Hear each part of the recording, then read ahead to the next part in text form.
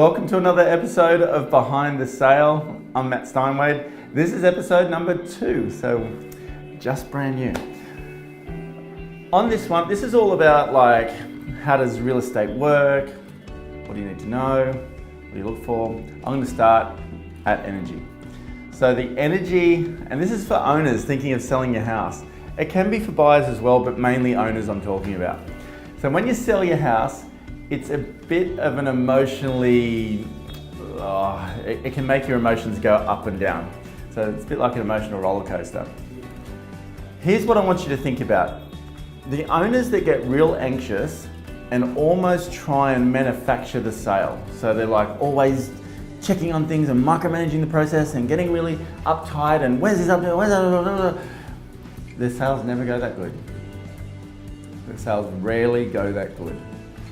But the owners who put all of the energy into the start of the process, so they get excited, they list with an agent, there's a plan in place, they prepare their home, they get stylists over, they do all that sort of stuff, they do the marketing, they're involved, and it's all a really great momentum around the beginning of the process. And then it goes to the agent.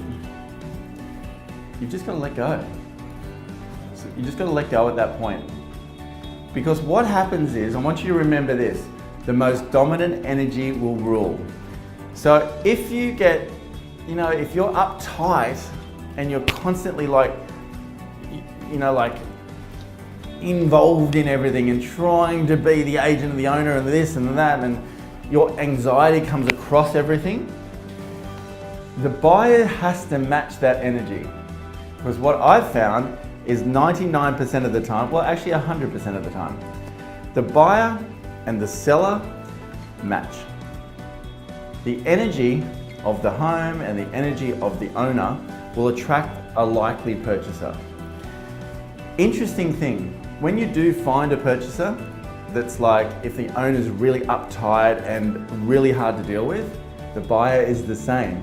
The buyer's really hard to deal with. And when you have that energy going on, it's like the price just never seems to flow properly. It's like a real wrestle and a fight almost. But the owners that realize that they can only do what they can do, and they present their home beautifully and launch it to market and literally hand the process over to a really competent agent, when that happens, and you still be involved and have good synergy with the agent, so it's like a rhythm. When that happens, you seem to attract a selection of buyers. It's almost like there's a flow about it, and it's really great space.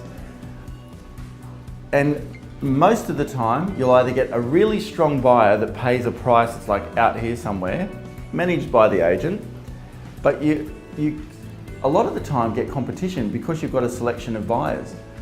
And it's the competition that will create an outstanding price. Now, don't get me wrong, I'm not saying that if you get anxious, you're never going to find the right buyer. I'm not saying that at all. But I am talking about chronic energy. The chronic energy of worry and the chronic energy of anxiety and just being totally anxious around the whole thing. What's the agent doing? Sitting out the front of your house and watching your open houses and, being just there and turning up right on time at the end of, turning up at the end of an inspection, like making sure the agent rings me and all of this sort of stuff. Get out of the way. Leave the process. It's not your job. Be happy.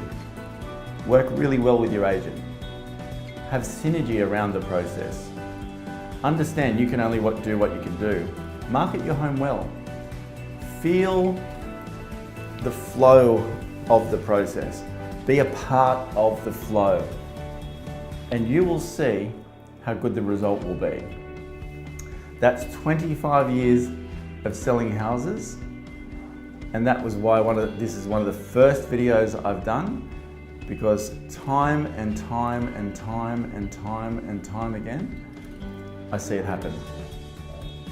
Be the energy of the outcome that you want to see, and everything else will work around it perfectly. Thanks for tuning in. Look forward to seeing you on the next video.